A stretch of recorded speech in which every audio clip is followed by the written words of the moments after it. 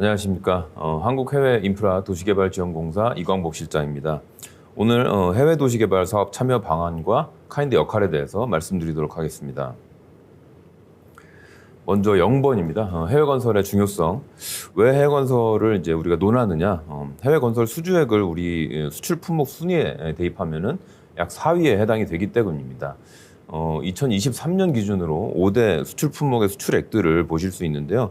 반도체, 자동차, 석유 제품, 자동차 부품 합성 수지 순으로 이렇게 돼 있는데, 이런 금액들을 이렇게 보셨을 때, 해외 건설이 이제 단일 품목은 아니다 보니까 이 수주액을 한번 위치시킨다고 하면은 이 330억 불로 이게 석유 제품 다음에 위치를 합니다.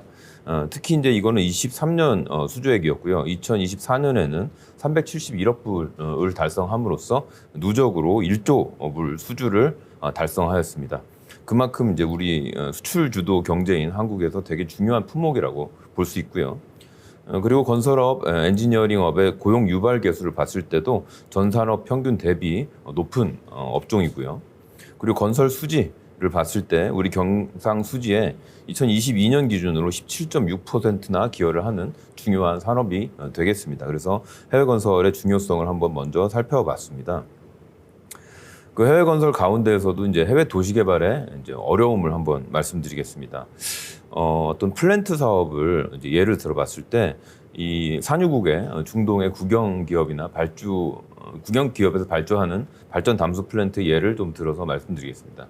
아무래도 이제 국가 발주이기 때문에 발주처가 사업 부지를 확보하고 지정하기 때문에 어떤 사업 부지를 확보하는 것에 대한 리스크나 어려움이 없는 편이고요. 국가 및 발주처의 신용도가 높습니다. 그리고 신용도 높은 발주처가 직접 대주주로 참여하는 경우가 많습니다. 그리고 그 산출물이라고 하면은 발전소라고 하면 전력, 그리고 담수화 플랜트라고 하면은 그 물, 이런 것들을 고정 가격에 인플레이션을 반영을 해서 미화로 중장기 구매를 확약하기 때문에 운영 단계에서의 레비뉴나 수익도 보장이 되는 그런 비즈니스 모델이죠. 또 하나의 예를 들면 카인드에서는 인프라 사업이라고 분류하고 있는데 터키 유료도로 사업 같은 것들이 있습니다. 이거는 발주처가 사업 부지를 확보를 하거나 사업자가 확보를 해야 된다고 하더라도 이제 긴 선형에 해당이 되고요. 그리고 도로 관할 부처가 발주를 하고 발주처가 주주로 참여하지는 않지만 재무부가 대출 상환을 보증을 합니다. 그리고 이제 도로 통행량이나 통행료 수입은 사실 예측이 어려운 영역인데 이러한 변동성에 사업자들이 노출되지 않도록 고정적인 대금을 지급합니다. 그리고 USD로 환전하는 한도도 보장을 하고 있고요. 이건 한국의 이제 BTL과 같은 그런 방식이라고 보시면 되겠습니다. 그래서 이렇게 이제 플랜트나 터키 도로 같은 사업들은 어떻게 보면은 이제 사업 부지 확보에 대한 리스크가 적고 이 운영 단계에서의 수입이 안정적이라는 특성을 갖고 있죠. 반면에 우리가 해외에서 도시개발 사업을 한다고 했을 때는 우리가 LH나 카인드가 아무리 공기업이어도 해외 정부 입장에서는 외국 민간 투자자에 해당이 됩니다. 그래서 어떤 민간으로서 해외에서 우리가 공공 기관은 아니죠. 민간으로서 해야 되고요. 그리고 선형보다 더 어렵다고 볼 수 있는 이제 면 단위의 토지를 임차하거나 매입해야 되기 때문에 이 초기 투자비가 굉장히 많이 들게 됩니다. 그리고 또 정부가 발주하는 경우는 되게 드물고 정부가 발주했다 하더라도 이제 개발 계획을 조금씩 구체화해 나갈 때마다 인허가를 받아야 되는데 이게 오래 걸리거나 아니면은 허가가 나지 않을 우려가 있고요. 그리고 도시 안에서는 수익이 발생하지 않는 구역이 존재합니다. 그리고 발생하더라도 예측이 불가한 구역들이 존재를 하기 때문에 전체적으로 봤을 때 토지를 확보하는 부분은 초기 비용과 리스크가 높다는 부분, 인허가가 어렵다는 부분 때문에는 돈이 들어가고 역시 이제 인허가가 되지 않을 리스크, 그리고 단일하고 고정된 캐시플로우가 없기 때문에 이제 운영 수입도 안정되지 못하고 그만큼 금융 조달이 어려워진다는 좀 단점이 있습니다. 그럼에도 불구하고 왜 우리가 이제 해외 도시 개발 사업을 해야 되느냐? 어렵긴 하지만 활성화 시에 기대 효과는 매우 큽니다. 먼저 이제 우수 입지에 원활하게 운영되는 신도시를 조성을 한다고 하면은 빠른 분양이 되고 고수익이 되고 단기간에 회수가 가능하고요. 토지 확보 후에 일부 토지를 매각해서 또는 재임대를 함으로써 수익이 바로 발생할 수가 있고요.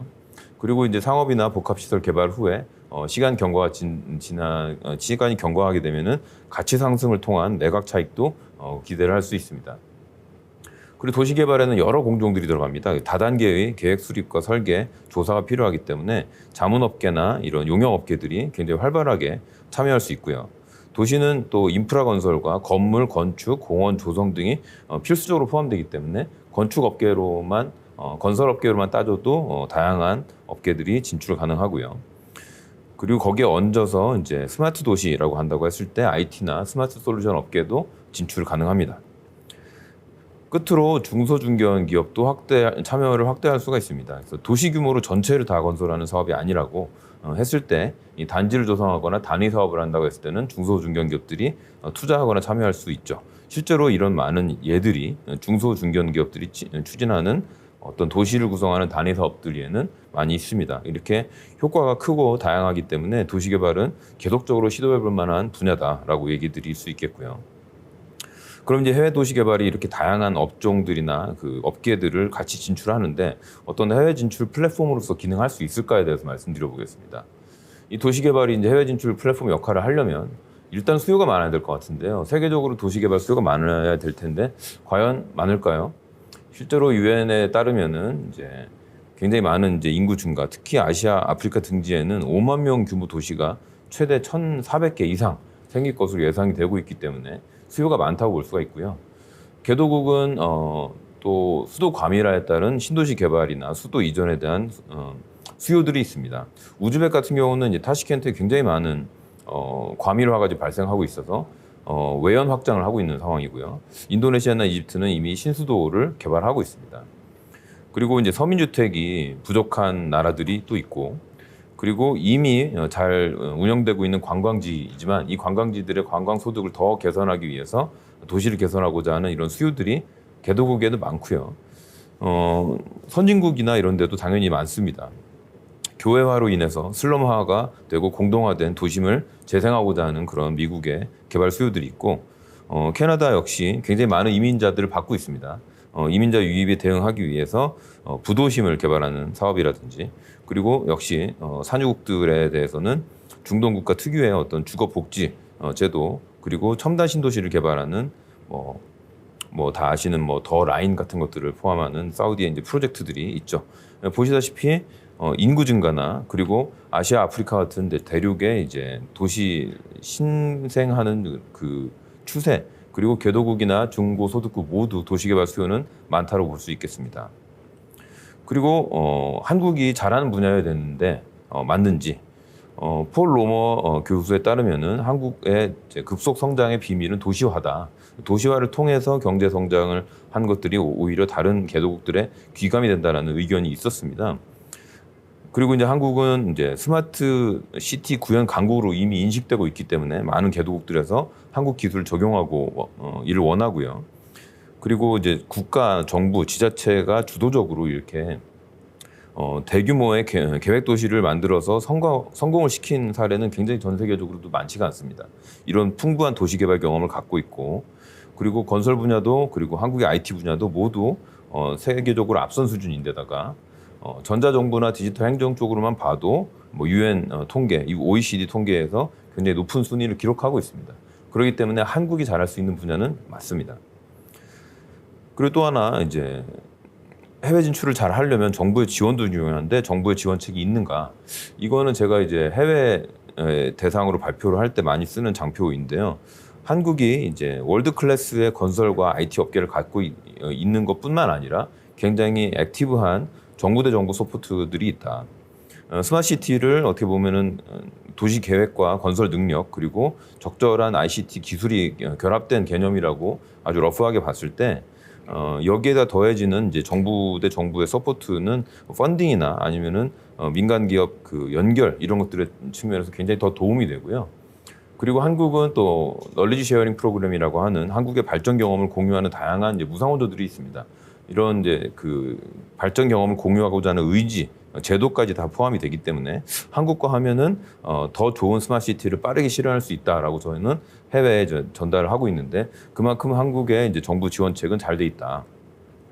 역시 정부 지원책들 가운데 카인드가 하는 부분들과 수출입은행, 무역보험공사나 다른 지원기관들이 하는 다양한 단계별 이제 지원책들이 있는 것들을 또 확인하실 수 있습니다. 그래서 촘촘하게 해외 진출 체계를 갖고 있다. 말씀드릴 수 있겠고요. 그리고 이거는 2019년에 발표된 이제 스마트시티 해외 진출 활성화 방안입니다. 여기에도 보시면은 전략이 이제 총 4개 전략이 나와 있는데 전략 1 중에서도 PIS 펀드, 이게 플랜트 인프라 스마트시티 펀드인데요. 요거는 1단계가 다 조성이 돼서 잘 투자가 끝났고요. 2단계가 새롭게 조성이 된 상태입니다. 그리고 전략 2 중에서는 이제 글로벌 스마트시티 네트워크 구축이나 우측 하단의 국제기구 네트워크 강화 같은 것들이 잘 이루어지고 있고요. 전략 3번째, 대중소기업 동반 진출을 위해서 우측의 스마트시티 융합 얼라이언스 같은 것들이 활발하게 진행되고 있고, 마지막으로 전방위적 수주 노력을 강화하기 위해서 팀 코리아를 구성한 고위급 수주 지원, 이런 것들도 활발하게 이루어지기 때문에 한국의 이제 수출 지원책들은 역시 전 세계적으로도 가장 뛰어난 수준이다 말씀드리겠습니다. 그러면 이제 이 도시개발을 어떻게 참여할지 참여 방안에 대해서 말씀드리겠습니다. 아까 말씀드린 이제 해외 도시개발의 어려움들이 있거든요. 요거를 어떻게 각각 대응할지 먼저 이 어려움을 이해하는 장표를 3장에 걸쳐서 말씀드리겠습니다. 첫 번째, 토지 확보된 리스크인데요. 사실 뾰족한 수나 왕도가 있는 부분은 아닙니다. 그래서 유망한 대상지를 골라낼 수 있는 분석력이나 선구안, 그리고 이를 확보할 수 있는 자금력과 네트워킹이 중요하죠. 예를 들어서 아시다시피 캄보디아 같은데 부영이 굉장히 많은 좋은 부지를 갖고 있는데, 이런 것들이 이제 어떻게 선구안을 발휘한 케이스가 되겠습니다. 그리고 이제 한국이 좀 특이하게 LH 같은 중앙정부 도시개발 조직이 있는데 다른 선진국이나 중저소득국에는 없는 경우가 많거든요. 그렇게 되면은 개도국에서 특히 민간 디벨로퍼들이 주로 도시개발을 하는 경우가 많습니다. 그래서 거기하고 네트워킹을 해야 되는데, 다만 이제 아무리 관계가 좋다고 해서 땅을 싸게 주지는 않습니다. 도시개발은 철저하게 이제 내가 줄 수 있는 가치, 그리고 현지의 디벨로퍼의 땅 이런 거에 대한 등가 교환인 거를 이제 명심하고 가야 될 것 같고요.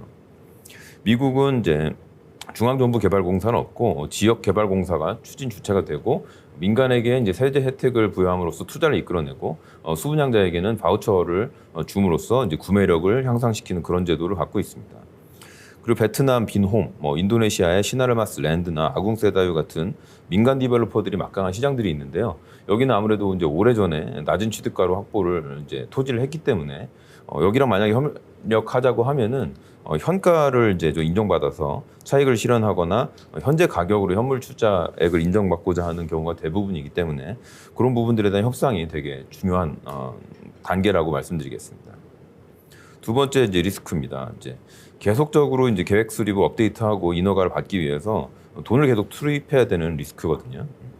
그래서 베트남 하면은 다 아시다시피 1대 2만, 1대 5천, 1대 500 이런 용어들이 굉장히 많이 쓰이는데, 이게 그만큼 계속적인 구체화, 세부화가 진행돼야 된다는 뜻입니다. 그리고 이제 한국이 갖고 있는 EIPP나 KCT 네트워크 같은 이제 프로그램들이 있는데, 이런 것들은 좀 도시 계획이나 상위 단계 지원책들에 해당이 되고요. 또 이제 수출입은행이나 카인드가 갖고 있는 예비 본 타당성 조사 지원 제도, 그리고 제안서 작성 지원이라는 제도, 이런 것들을 조합해서 계속적으로 활용해가면서 도시개발을 이 도시개발에서 요구되는 다단계의 계획 설계 구체화를 대응해 나가야 될 것 같습니다. 그리고 이제 이미 기수립하고 보유하고 있는 상위 계약이랑 부합하는 여부, 이런 것들이 되게 중요하고요. 그리고 해당 지역에 해당 개발을 해야 되는 시급성이 굉장히 높아야만 도시개발은 안 그래도 오래 걸리는데 조금 더 빨리 진행될 수 있고, 역량과 의지가 중앙정부나 지방정부의 담당자들이 있다는 거, 이런 것들도 되게 중요하긴 한데, 또 많은 분들이 이제 이런 것들이 되면은 다 된 것처럼 생각하시는 경우가 많은데, 요거는 또 최소한의 출발점에 불과하다는 것도 인식을 해야 될 것 같습니다. 그리고 한국 기업들이 많이 벤치마킹을 하려고 하는 어떤 기관이 싱가포르의 샘콥이라는 기관이 있는데요. 여기는 이제 정말 몇백 헥타르 단위가 아니라 몇천 헥타르 단위로 이제 산업 단지를 개발하고, 요거에 대한 이제 어떻게 보면은 그 원동력을 저희가 이제 조사를 해보면은 정부 간 협력이 굉장히 높습니다. 그래서 어떤 중요한 협상 단계마다 직접 장관급이 이제 온다든지 이런 것들에 정부가 협상에 되게 신시어하게 임하고 있는 거를 저희가 볼 수 있었고요. 그리고 또 하나의 특이한 점은 요거를 벤치마킹 할지 말지는 이제 각 기관이나 각 사의 판단이지만, 샘코베의 경우는 인하우스 인력들을, 전문 인력을 수십 명 보유하고 있다는 것들도 특이한 점이었습니다. 그리고 세 번째 이제 리스크 어려운 점은 무수익 구역이 있고 분양 임대 리스크가 있는 이제 주거 상업 복합 시설이 혼재한 도시개발 특성상 프로젝트 파이낸싱이 어렵다는 부분인데요. 프로젝트 파이낸싱은 뭐 잘 아시다시피 돈을 빌리는 사람의 신용이나 담보가 중요한 게 아니라 이 프로젝트가 지어지면 이런 수입이 나오고 이 수입이 나오면은 내가 당신에게 원금과 이자를 갚겠다라는 겁니다. 그렇기 때문에 이제 대부분의 프로젝트 파이낸싱의 이제 교과서적인 정의로는 오프테이커라고 불리는 신용도 높은 기관이 전량을 장기적으로 사주는 계약이 있을 때 그거를 픽스드 캐시플로우라고 간주해서 보통 은행들이 이제 대출을 해주는 그런 경우인데 아시다시피 이제 도시개발은 무수익 시설 포함돼 있고 주거 시설 같은 경우는 분양이 잘 될 수도 있지만 안 될 수도 있고 상업 시설은 역시 뭐 임차자들이 앞다투어서 입점할 수도 있지만 아닐 수도 있다. 이런 부분들은 사실은 뱅커 입장에서는 굉장히 어려운 부분이거든요. 내가 100을 받을 수 있을지 10을 받을 수 있을지 모르는 그런 것보다는 5를 받는 것들을 선호하는 것들이 뱅킹의 또 특성입니다. 그래서 은행들은 이런 것들을 상환 재원이 불충분하다고 생각하기 때문에 사업주들에게 이제 상환 보증이나 담보를 요구하는 경우가 많습니다. 그래서 도시개발이 프로젝트 파이낸싱이 굉장히 어려운 부분인데요. 뭐 이거는 이제 우리가 하이 리스크 하이 리턴이라고 이해를 해야 될 것 같습니다. 이만큼 좀 리스크가 있는 사업들은 나중에 또 배수로 멀티플로 수익을 달성할 수도 있는 부분이거든요. 그래서 은행의 좀 속성과는 좀 배치되는 면은 있지만 그럼에도 불구하고 우리가 여러 금융 기법과 도구를 활용해서 타인 자본을 끌어와서 사업 추진을 해야 된다고 판단됩니다. 자, 이러한 어려움들을 좀 봤고요. 이제 카인드가 여기에 대해서 어떤 역할을 할 수 있는지를 설명드리겠습니다. 카인드는 아무래도 이제 여러 그 기업들과 그리고 기관들과 협의를 하기 때문에 이 도시개발 참여자들에 대해서 이해도 높고요. 그리고 우호적인 관계를 형성을 하고 있습니다. 그리고 저희가 갖고 있는 어떤 투자 전문성 경험을 갖고 있기 때문에 뭐 상대방과 우리가 서로 합의 가능한 금융 구조를 제시를 할 수 있고요. 어떻게 보면 도시개발에서 제일 어려운 분양의 임대 수요 리스크를 대응하기 위해서 카인드가 그동안 어떤 것들을 이제 해왔는지 어떤 역할을 앞으로 할 수 있는지를 말씀드리면 가장 안정적인 방안은 아무래도 책임 임차 확보입니다. 내가 어떤 아파트를 졌을 때 이 아파트를 분양이 잘 될지 안 될지 모르기 때문에 어떤 국가기관, 뉴질랜드의 경우는 카인가 오라라는 기관이 있는데 여기서 미분양된 물량을 시장가보다 좀 낮은 가격에 사겠다 이렇게 되면은 시장가보다 좀 낮기는 하겠지만 어떤 미분양 리스크는 확실히 줄어들죠. 그리고 우리가 뭐 자카르타에 데이터 센터를 진다고 했을 때 데이터 센터 용량에 대해서 어떤 사용자가 나타난다거나 이런 책임 임차를 확보하는 게 가장 기본일 겁니다. 근데 이게 쉬우면은 뭐 그 도시개발 사업도 쉽겠죠. 쉽지 않은 경우가 더 많기 때문에 사전 분양이나 사전 임차 의향을 조사를 해서 LOI, LOC 같은 것들을 확보하는 것들은 일부 좀 도움이 됩니다. 다만 그럼에도 불구하고 저희가 이제 LOC를 확보해서 이제 은행들한테 제출했을 때 그거를 수요 확보로 보지 않는 경우도 많았습니다. 다만 이거는 사업주로서 할 수 있는 어떻게 보면 최소한의 그런 장치들이라고 할 수 있겠습니다. 그리고 이제 카인드 같은 지원기관 입장에서는 어떤 원개발사 의지가 굉장히 강할 때는 저희가 조금 특정 조건에서 지분 매수 청구권을 요청하는 경우가 있습니다. 그래서 원개발사가 이제 확신을 했기 때문에 뭔가 책임 임차 없이 가자라고 했을 때 카인드가 2대 주주나 아니면 다른 뭐 FI가 3대 주주로서 투자를 같이 약정을 했는데 원개발사의 이제 예측과 달리 분양 개시 후에 이제 몇 개월 동안 너무 이제 좀 저조하다 했을 때는 말하자면 저희가 엑시트 할 수 있게 풋옵션을 행사할 수 있는 방안을 마련하는 거죠. 그리고 이제 추가 비용이나 손실이 발생할 때는 뭐 대주주, 2대 주주, 3대 주주가 이제 이런 순서로 또는 이런 금액 한도로 더 출자를 하자라는 방식이 그래도 조금씩은 분양 리스크를 줄일 수 있는 방법이고요. 뭐 너무 저조해서 대출 상환이 안 될 경우에는 좀 미리 사전 매입 의향서 또는 사전 매입 확약 이런 것들을 확보하면은 조금 더 금융을 받을 수 있는데 도움이 됩니다. 그리고 이제 가장 좋은 방법은 이거죠. 근원적인 경쟁력을 확보를 해야 됩니다. 어떤 토지를 현저하게 싸게 확보를 했기 때문에 건설비가 좀 들더라도 내가 분양가를 낮게 책정할 수 있다든지 아니면은 공사비가 압도적인 경쟁력이 있는 경우가 있습니다. 저희가 같이 투자한 세경산업과 같이 투자한 필리핀 세부 서민주택 같은 경우는 정말 압도적인 공사비 경쟁력이 있기 때문에 거기서 감정평가를 받아도 저희가 판매하는 세일즈 프라이스보다 감평가가 높게 나오는 경우가 있거든요.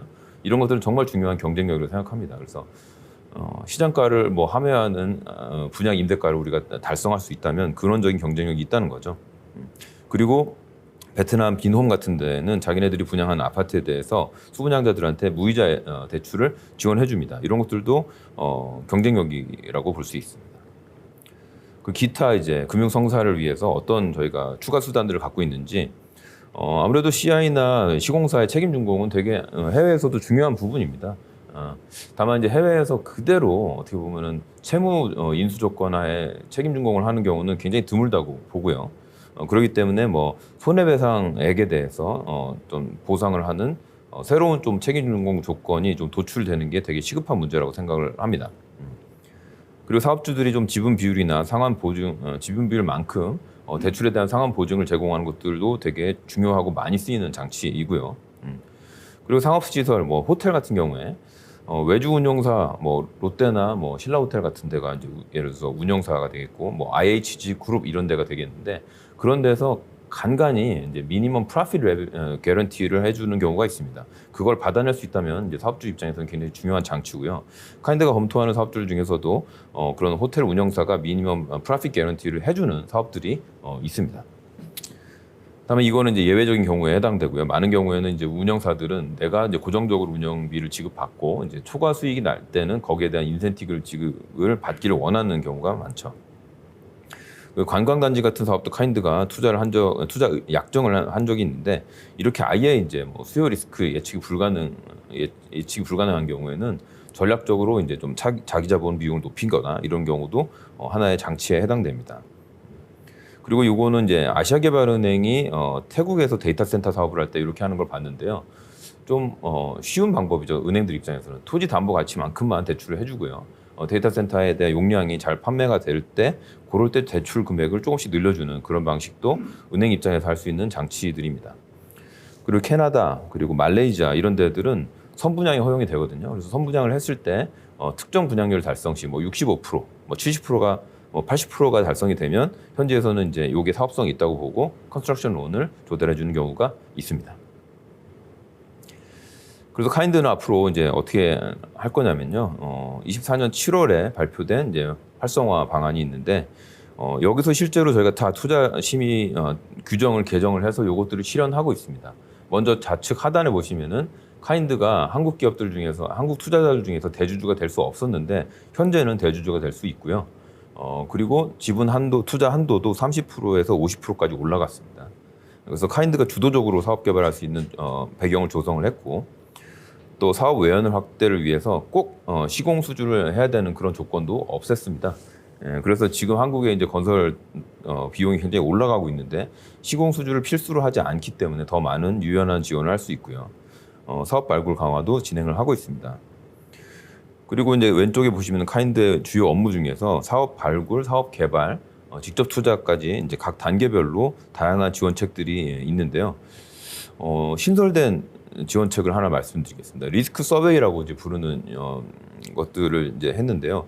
뭐 이름이 이제 리스크 서베이라고 해서 뭐 리스크만 서베이 하는 게 아니라 어떤 식으로 쓰일 수 있냐면요. 기투자돼서 예를 들어서 공사가 진행이 되고 있는 프로젝트가 있는데 그 공사 진행이 되고 있는 중에 뭐 사업이 더 이게 뭐 층수를 올린다거나 아파트의 경우 이렇게 사업의 범위나 사업 금액이 이제 커졌을 때 요거에 대한 이제 스터디를 더 할 수 있는 비용을 투자 약정 후에도 지원할 수 있는 그런 제도입니다. 그래서 요거를 이제 올해 초에 신설했기 때문에 이렇게 이제 각 단계별로 사업 개발 중의 단계뿐만 아니라 투자 이후에도 저희는 계속적인 지원을 하는 제도를 마련하고 있다라고 말씀드리겠습니다.